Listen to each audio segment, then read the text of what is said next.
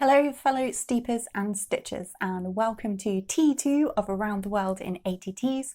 My name is Sarah and this is the series in which I'm exploring the superhero origin story of tea. So last time we were about 4,000 years ago. I chewed tea, which was an interesting experience, and also brewed my very first cup of this adventure. That was using as close as I could get to fresh tea off the plant. So the next tea that comes in this series is from the 3rd century of the Common Era, or AD, depending on which of the letters you want to use. So we've skipped ahead a couple of thousand years. And in that time, tea is still being used as a medicine, and people have started to grow it as well. So the first record of cultivated tea is from a place called Weng Mountain, and the tea plants were planted by the Buddhist monks who had their monasteries there. And the Buddhist monks had really taken tea on board because it really helps with meditation when you don't fall asleep. So they were using it in order to keep themselves awake during their meditation, and it was leaving them refreshed. They had plenty of energy throughout their day. But people were also using it as a medicinal herb in their homes. And it was starting kind of to spread. So it hadn't yet got to North China because there's a big river that splits China called the Yangtze River. And it hadn't crossed it yet, but it was starting to move around in South China. So tea is still a southern Chinese thing. It started to be cultivated by the Buddhist monks, and people were using it frequently as a medicinal herb. Where does that leave us with our tea?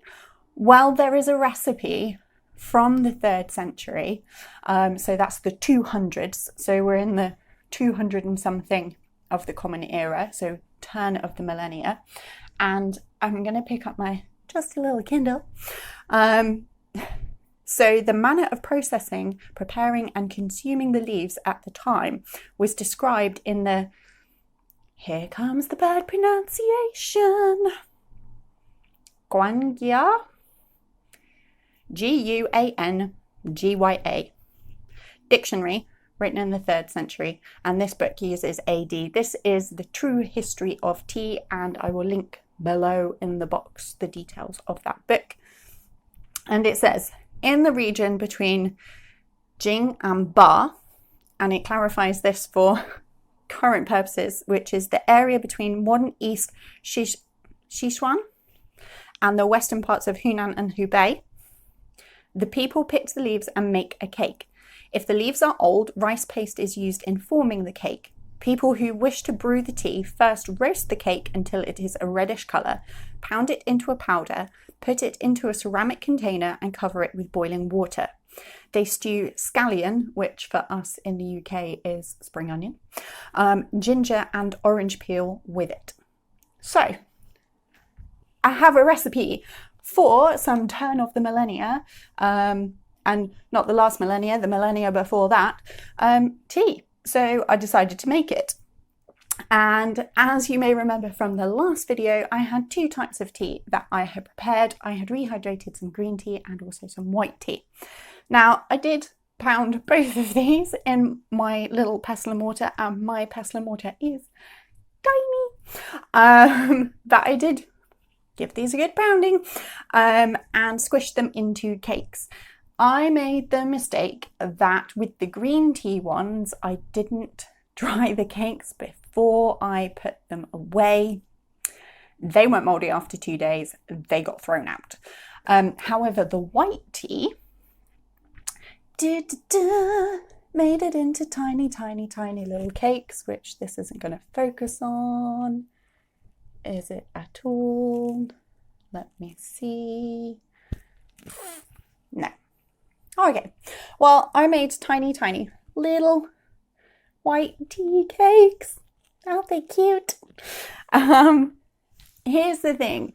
White tea isn't oxidized, so white tea has been picked very gently off the tea plant and has been left to dry in the sun effectively. And why is this important, you may say? Well, because oxidization is what makes the brown colour of what we tend to think of as tea, which is black tea. Oxidization is where the leaves have been bashed around. Oxygen's got into contact with the inside part of the leaf, and then it started a chemical reaction. A bit like when iron comes into contact with oxygen and you get rust and it goes red. That's oxidization. It's the breakdown of things when they come into contact with oxygen.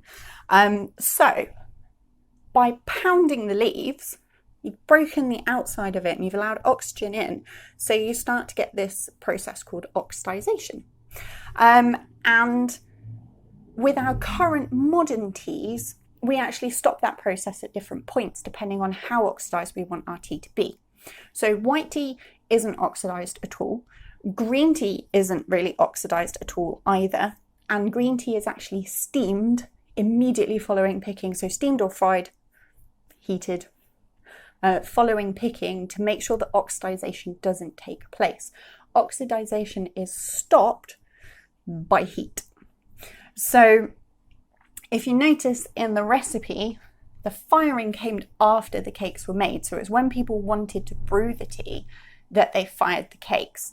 So what this means is when they made the cakes of tea, they pounded the leaves, oxidization started to take place, and then just continued and continued and continued and continued until they fired the tea and stopped the oxidization.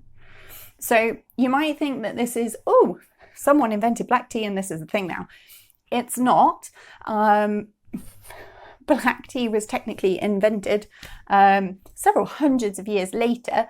However, this is a type of tea we don't have around anymore because the type of tea that you would get, the level of oxidization you would get, would depend on when you used your tea. But what these little cakes did, these little tiny little cakes, and they would have made bigger cakes. It's just my personal mortar is tiny, so I can only fit a little bit in at a time. It meant that tea could be moved around. So it meant that someone could make tea cakes and pop them in their knapsack, go for a wander, and they could have tea whenever they wanted. This also means that the very human reality of convenience had been solved, because whilst Camellia sinensis is an evergreen plant, there are better times for harvesting than others. So you don't want to go harvesting right in the middle of winter because A, it's the middle of winter and you're going to get really cold, and B, you could also damage the plant. You're exposing then bits of plant to the elements when it kind of just really needs to be shut down and protected.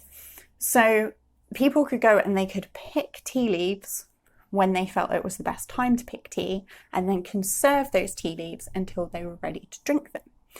And it also meant that tea could be moved around a bit more easily. So the monks could take tea with them when they went a-wandering, spreading the word of Buddhism or spreading the practice of Buddhism. And people could also, if they were going to visit family or friends in a neighbouring village or town, they could take tea with them and it could be pre-prepared in advance. Now, what's interesting is the use of rice paste with the older leaves to kind of bind them together. I didn't need to do that because I use very fresh leaves.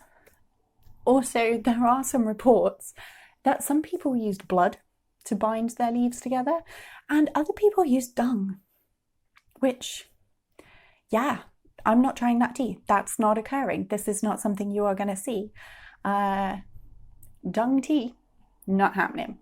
And it's interesting that the firing before kind of grinding up the tea to put into the boiling water, that firing not only would have stopped the oxidization of the tea, but also would have killed off any bugs. So any mold, any nasties that were sitting around there. By adding the heat, you're killing off the germs.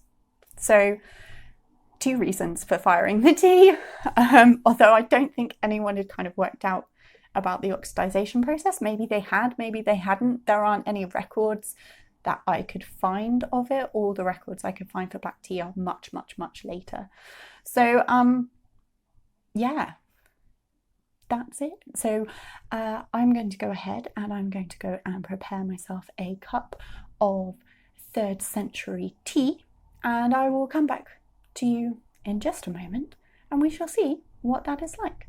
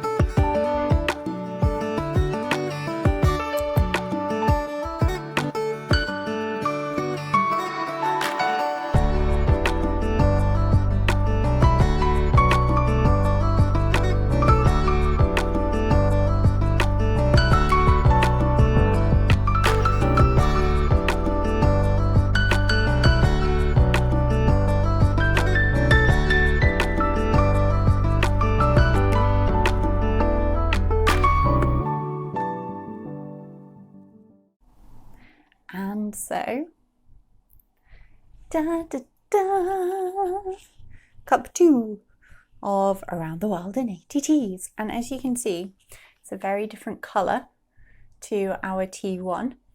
Our T1 was kind of greeny in colour, a little bit yellow, quite clear. This, as you can see, is red in colour, kind of orangey red, and except you can't see it very well. There we go, you can see it better there.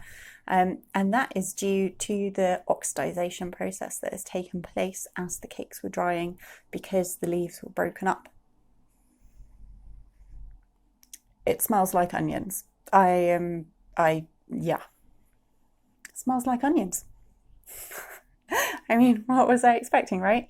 I put onions in it. It smells like onions. Can't really smell any citrus. Can't really smell any ginger. Can kind of smell tea. Here goes.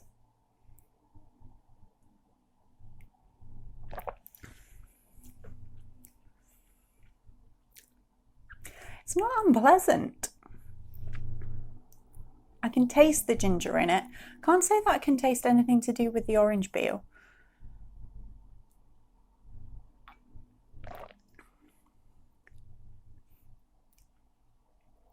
You can definitely taste tea, and it tastes like black tea. It tastes like a kind of a weak black tea. And I can taste the onions a little bit, but to be honest, I can smell them more than taste them. I wonder whether that's because it's spring onions rather than onions.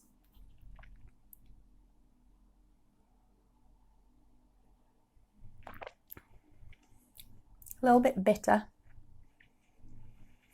Definitely got that kind of like a bit of a bitter tang to it at the end. I mean, it can't be bad, right? I'm drinking it. Most of the cup is gone, so yeah. If medicine tastes like this, I'd drink it.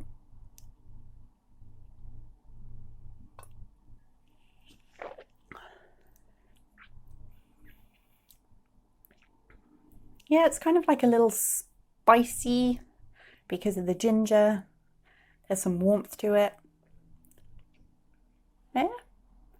It's not bad. I mean, can't say I'm going to make it every day. Can't say I'm ever going to make it again, to be honest, but yeah, not bad. Not bad at all. Cool.